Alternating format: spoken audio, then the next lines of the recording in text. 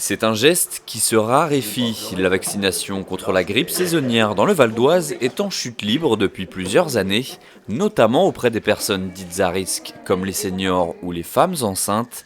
Cette année, 180 000 invitations ont été envoyées par l'assurance maladie à ce public pour leur permettre de bénéficier gratuitement du vaccin.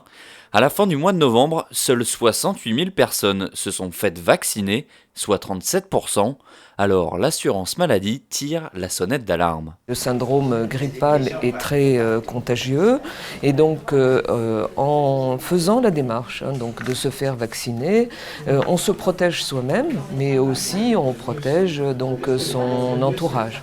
Les enfants sont vulnérables, les personnes âgées sont vulnérables, donc c'est une démarche donc, qui a l'avantage donc, par ailleurs de protéger les autres. Depuis 2008, l'assurance maladie a invité 16 000 personnes supplémentaires à se faire vacciner parmi les populations fragiles. Et pourtant, le taux de vaccination recule chaque année, passant de 53% en 2008 à 42% en 2013 dans le département.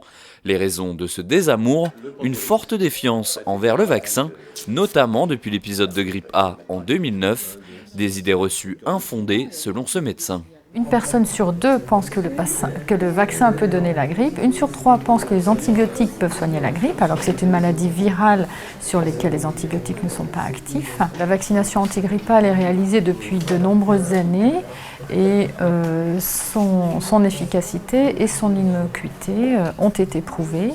Et il est actuellement fortement conseillé de se faire vacciner contre la grippe.